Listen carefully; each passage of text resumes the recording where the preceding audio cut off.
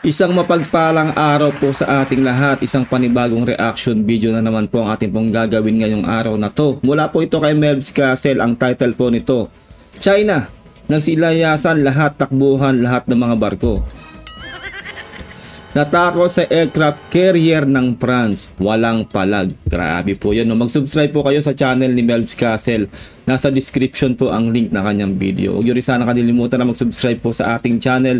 Road to 100k subscribers na po tayo. Simulan na po natin to. Hindi po tayo nagbabalita nung gumagawa lang po tayo ng reaction video, commentary at opinion sa ating gagawang reaction video. Simulan na po natin to. Let's do this. Yan ang sitwasyon sa West Philippine Sea. May Chinese maritime militia ang tumatambay. May Chinese Coast Guard na tila nagpapatrolya.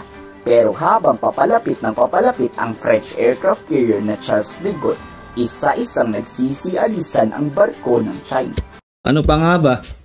Walang bago, 'di ba? Ganyan naman talaga yung China eh, 'di ba? Tara na. Tuwing meron tayong maglalayag diyan na kaaladong bansa natin na mas malakas, ay ganyan po sila, nagpupulasan sila. Real talk. Ganyan po sila, pero pag tayo lang, alam yun di ba? Talagang dudumugin tayo dahil alam nila na mahinang bansa tayo. Ganyan po ang galawan ng China. Sanay na tayo dyan. Tama. Pag may higanting barko mula sa kalyadong bansa ng Pilipinas, ayun, nagtatakbuhan lahat ng barko ng China. Naalala nyo ba nitong nakaraan? Diba nanggulo at tila nanunood pa ang mga Chinese warship? Tama. Dahil walang aircraft carrier na kasama malalakas loob ng Chinese. Ay nako China, antayin nyo na lumakas ang Pilipinas. Makikita nyo yung hinahanap nyo. Ito palakasan ng Pilipinas. Talagang ginagawa ng lahat ng Pangulong Bongbong Marcos para palakasin ng sandatahang lakas ng Pilipinas. Kaya sa atin sa mga Pilipino, ang payo ko lang, suportahan lang po natin ang gobyerno natin ngayon, lalo ating Pangulo. Dahil ang Pangulong Bongbong Marcos natin ay eager na palakasin ang ating sandatahang lakas sa siyempre depensa ng ating bansa. Hindi po tulad doon nakarang administrasyon. Alam nyo na. Na halos pamigay tayo sa China, no? Ngayon walang naglakas loob na manood man lang sa military exercises ng France at Philippine Navy. May kasama kasing fighter jet na lumilipad eh. Tama. Isang missile lang yan, sabog talaga ang kalaban. Yes. Ito nga ang pinakaunang pagpunta ng France Carrier Strike Group sa Pilipinas. Kita nyo naman, di ba, inuulan tayo ng suporta ng malalakas na bansa. Ito ngayon, France naman. Tandaan nyo na tayo ang nasa tama dito. Kaya sinusuportahan tayo ng malalakas sa bansa na yan. Lagi nyo tatandaan, kung tayo ang hindi nasa ayos dito, hindi tayo susuportahan siyempre. Common sense ng malalaking bansa na yan. Tayo po ang nasa tama dito. Kaya wag po tayong mangamba na baka bila tayong girahin ng China ng ganun-ganun lang, wala tayong kalaban-laban. Hindi po mangyayari yon. Nag-iisip din po yung si Xi Jinping. Hindi po siya basta-basta atake. Alam niya po mapupulbos at madudumog siya kapag ginawa niya yun. Alam nyo ba't umatras ang China? May bit-bit kasi ang Charles de Gaulle na Rafael fighter jet. Tama. Subok na ang fighter jet na to sa digmaan. Lumaban sa war sa Libya, digmaan sa Syria, at gera sa Afghanistan. Pero ngayon nasa West Philippines ito para panatilihin daw ang kapayapaan. Kung may magbabalak man manira, hindi raw yan hahayaan ng French aircraft carrier. Nice one. Literal na pagbabanta to sa China na kahit hindi direktang binalaan ng mga Chinese. Approximately 2 million French citizens do live in our French territories in Indian Ocean or Pacific Ocean. So of course that's reason number one.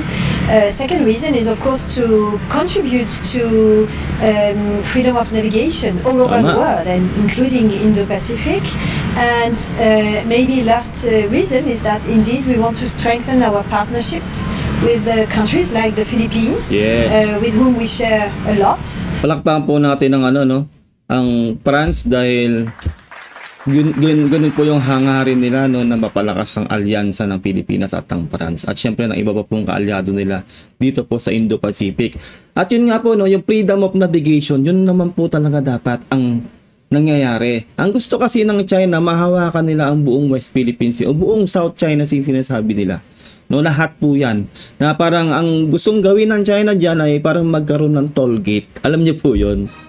Diba na parang kada may dadaan dyan, kapag nahawakan na nila buong dagat na yan, karagatan na yan, buong Indo-Pacific, West Philippine Sea o South China Sea, kung ano pang tawag dyan, no? ganun pong gagawin nila na magbabayad ang dadaan dyan sa dagat na yan, na which is hindi po dapat yun.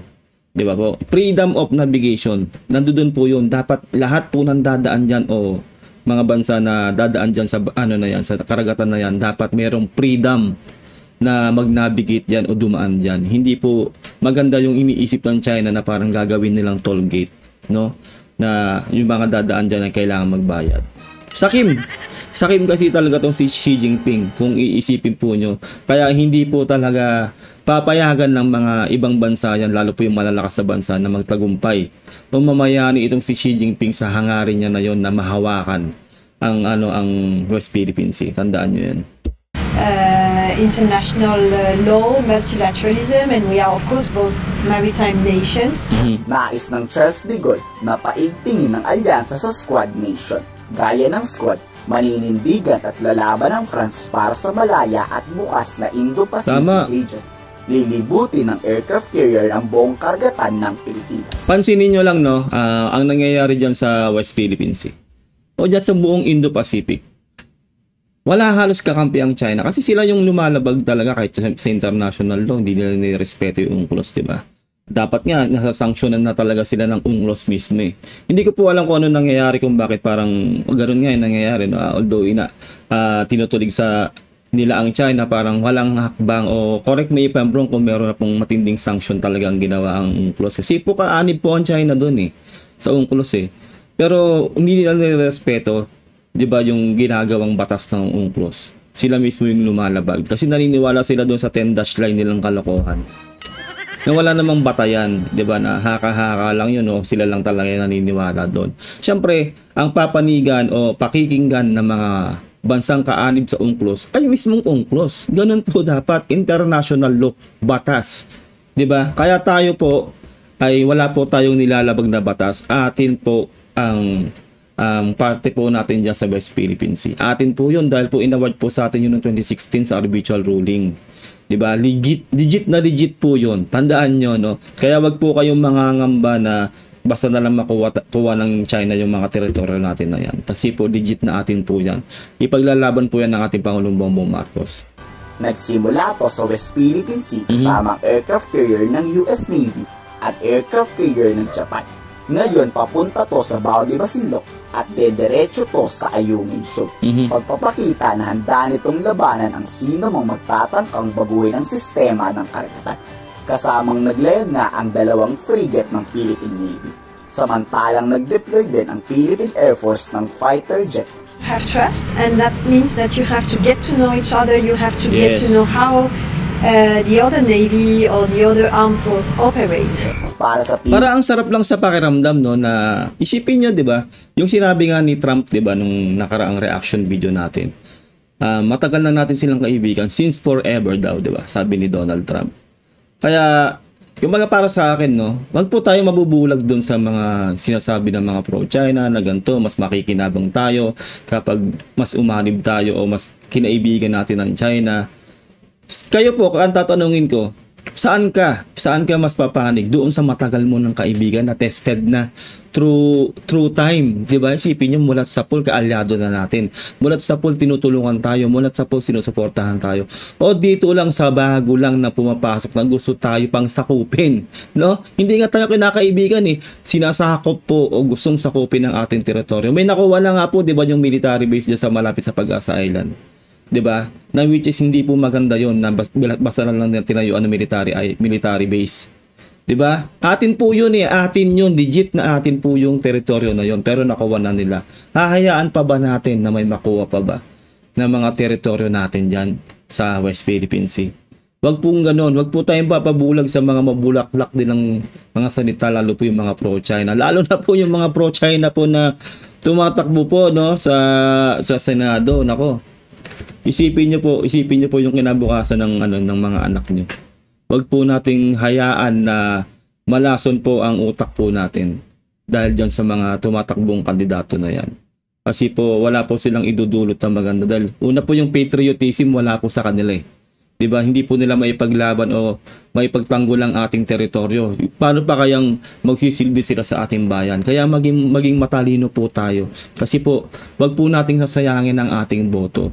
Dahil doon po tayo sa mga dapat na ihalal po natin yung mga dapat merong paninindigan na ipaglaban po ang sariling atin o sariling teritoryo at bayan natin. Wag po tayong papasilaw sa mga pro-China. Real talk po yan. Philippine Navy, magandang simula to sa pagkakaibigan sa France. Nagpasalamat naman ang AFP sa suporta at paninindigan ng France na labanan ang agresyon ng China. Mga subject matter experts on board our ships from the French Navy in our ships helping us, teaching us how to do things.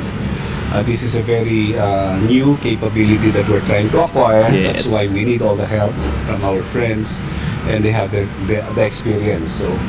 So slowly, yung interoperability natin with our Navy, makikita na natin. Narinig niyo yung sinabi niya, di ba? Tayo kasi yung sobrang late na tayo sa technology. Kailangan talaga tayo yung makisama sa kanila. Kasi sila yung nagbibigay sa atin ng advanced technology. Tayo dapat yung pakisama talaga para matutunan natin yung advanced technology. Dahil sobrang late po tayo ang bansa natin. Mahirap tayong bansa, third world country pa tayo. Wala pa tayong ganun katinding makinarya. Kaya kailangan tayo talaga tutuusin yung nakikisama sa mga bansang gustong tumulong sa atin. Real talk po yan. Ganun po, wag po natin silang i-disappoint. Kasi nag-aabot po sila ng kamay. Diba? Ng tulong, ng suporta sa atin. Yung laban na lang natin yan sa West Philippines, isipin nyo, diba? Sinasamahan tayo maglalag dyan, meron tayong mga military exercise na ganyan para maipakita sa China na hindi tayo nag-iisa, na nakasuporta yung mga bansang yan sa atin. Wag po natin silang i-disappoint. Yun lang po yung gusto kong sa ating mga Pilipino, sa ating mga ordinaryong mamamayan na hindi man tayo makatulong ng personal dyan sa West Philippine Sea. Dito po sa social media, mag-ingay po tayo. Tuligsain po natin ang ginagawang yan sa atin ng China. Dahil hindi po talaga magandang ginagawa sa atin ng China at ng mga pro-China. Tandaan nyo po, bansa po natin to, teritoryo natin to, Pilipino po tayo. Tayo po ang dapat ang nakikinabang sa ating bansa at sa ating mga teritoryo. Tandaan nyo po yan. Hindi po tayo masasalba ng mga Chinese. Tandaan nyo yan. Pilipino po tayo, may sarili po tayong rules, may sarili tayong bansa, at may sarili tayong Pangulo. Sundin natin ang ating Pangulo, suportahan natin ang Pangulong Bongbong Marcos. Kayo sa tingin nyo, papalag pa kaya ang China sa gulo hanggang nakalaki ang mga kalaban nila? I-komento sa baba ang inyong side. Ayun lang po, no, napakaganda po ng video na to ni Melvs Castle. Mag-subscribe po kayo sa kanyang channel. Nasa description po ang link. Ano pong saloobin nyo? Mag-comment lang po kayo dyan sa comment section kung ano saloobin nyo sa napanood nating video na to ni Melvs Castle. At huwag nyo kadilimutan na mag-subscribe sa ating channel. Maraming salamat. Until next time. God bless and peace out. Bye.